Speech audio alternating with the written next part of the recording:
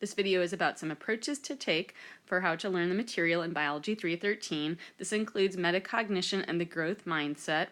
And another way to put this is it's a bit of a pep talk about how to learn in a different way. This can be challenging and it can be hard at times, and the motivation for me to talk to you about this is that last spring I took a course in a new subject, and I realized that my students are going through this on a regular basis. It was really hard when I took a new course, and I found some things that were useful for me, and I think they can be applicable to a variety of learning applications. Our goal for this course is to learn cell biology, and in another way we might think of this as the language of cancer. Educational theory has focused on two different sorts of mindsets that certain learners will have. One of those is a fixed mindset in which our intelligence and our talent is fixed, that we believe that we're born with the ability or aptitude to do something or not. On the other hand, a growth mindset is the concept that we have the ability to learn new things by analyzing our mistakes. Furthermore, one of the big concepts for the growth mindset is the power of yet. So instead of saying, I don't know how to do something, fill in the next part of that sentence, which is, I don't know how to do something yet. Another important part of this growth mindset is the concept of constructive feedback. And so as you work through problems in this course, and there's quite a lot of them through these different assessments, the rationale is that you're being assessed on what you know at that particular point in time and how to solve that particular problem. And a lot of the idea is that you're coming up with a strategy for how to approach a particular problem.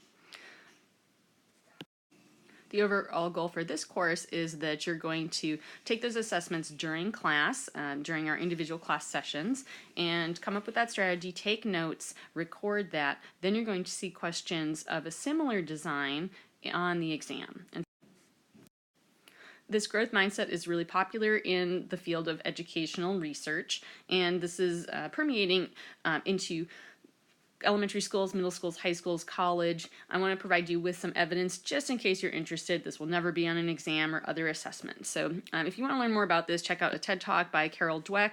She worked with elementary and junior high students, and here's some of her research here showing how the different mindsets of growth versus a fixed mindset could affect math learning as assessed by GPA.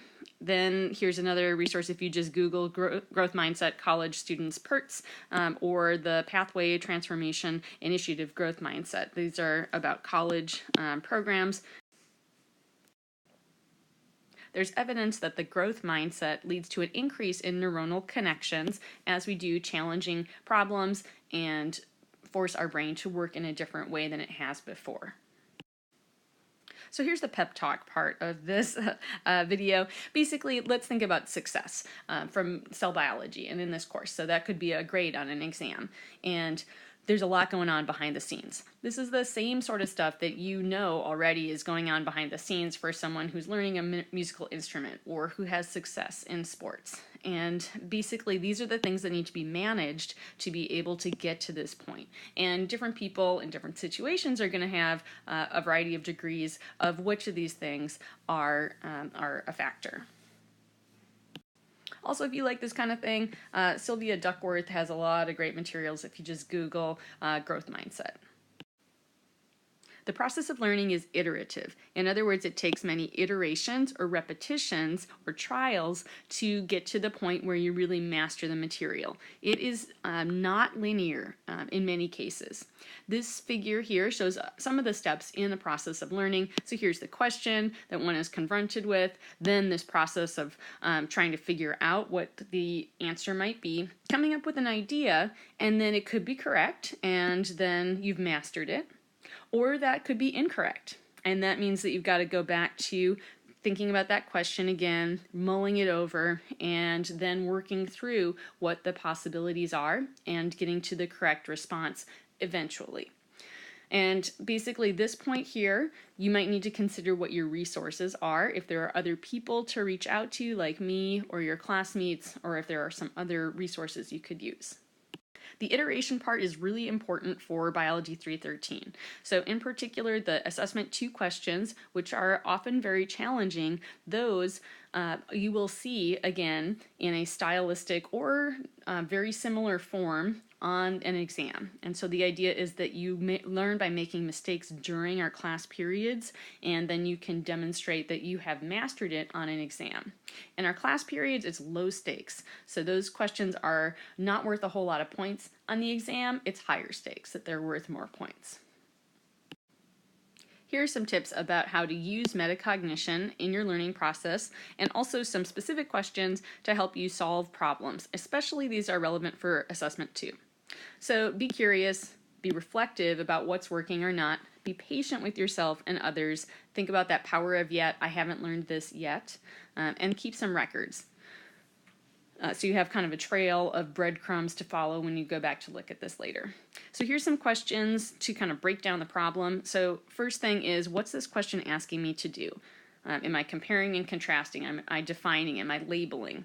What do I already know about this topic? This is really important for the longer questions that say you've got several sentences or maybe a graph to look at, and you might want to circle vocabulary words that you recognize, maybe jot some things off to the side, maybe there's a formula or some other context to provide. This is a really hard one. What are the steps that I need to follow here? So if we haven't solved a problem like this before, then you sort of need to create those steps on your own. And I'm going to give you some clues. So think about what those clues are, and if you are struggling with it, you might want to come back to that one a little bit later. What are some different strategies? So part of this is identifying what the material is that you already know, what are kind of the hooks or clues that I'm giving you, and that would be underlining or circling terms. You might have a little drawing. Say if it's a protein, what else does that protein bind to? Is it phosphorylated? What kind of cell is it expressed in? What are the conditions in which it is expressed? If it's part of a pathway, what are the next steps as far as what this will lead to? And then you might try to connect those different terms that are within the word problem. Basically, you're trying to brainstorm some ideas about what you know about this already, and what are some of the dots that you can start to try to draw a line between. This one can be really hard, but to think about where you're getting stuck. So avoiding getting frustrated and instead trying to be patient with yourself. This is a good way to formulate a question to your classmates or to me. I know this part, I know this part. I noticed this, but I just don't see how it fits together. Are there any other clues that we can use? Or am I on the right track? And then part of this is to consider how you made progress. So did kind of giving it some time and coming back to that question, did that eventually help you move through it? Or did you really need to reach out for other resources? And so this is really important for when you go to do this problem again later, say it's in a few weeks or a month, say it's on the exam, then remembering where you got stuck can help you kind of push through that. Here's some tips for success from me. What I really want to point out here, which I didn't say in class as directly, is that sooner or later you're going to get stuck by some of the questions or material in this course. This is a time to be patient with yourself, but also recognize when you're stuck. Be aware that there are other strategies and resources that are available to you. And that includes both me and your classmates. This can be hard, especially at the beginning. You might very well come up with some of your own approaches beyond what I have listed here, and I would love to hear about those. This can help me understand what your learning is like, and also it can help the current and future students of this course. I want to say a couple other things too. So the videos on the days when you're watching those, really you can focus on the vocabulary and the learning outcomes. I am, for the most part, going to pick a topic and go through it in order for what's in the textbook. Sometimes I add in some extra information to clarify, and a lot of times I'm not telling every last little bit that's in the textbook. However, if you follow through with the textbook during the video, if some part of this is not making sense, or you just want to hear a different explanation for it, go find the figure that I'm talking about, read the figure caption, find the text that corresponds to it, and read that paragraph or section. And that can help provide some more context, which might help you better understand it. It's really up to you, though. I am going to focus on the vocabulary and learning outcomes for the assessments.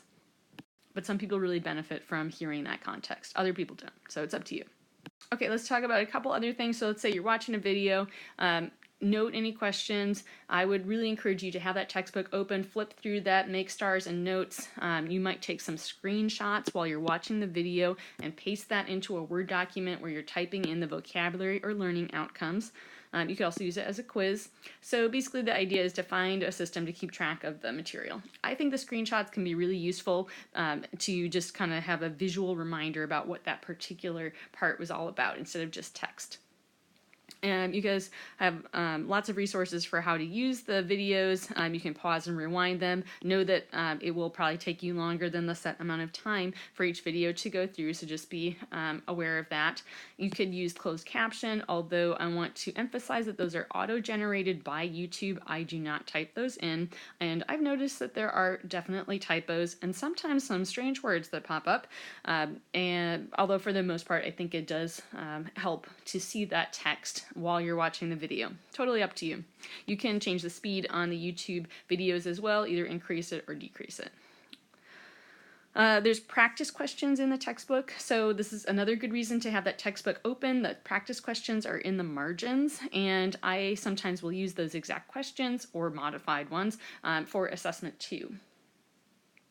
And I've also really emphasized to you guys to just be aware about what's working or not. This doesn't have to take a whole lot of time. It can just be at the end of a study session. So what was working for you as far as your mindset or other internal factors that really helped this to be a good session, or what things didn't work so well?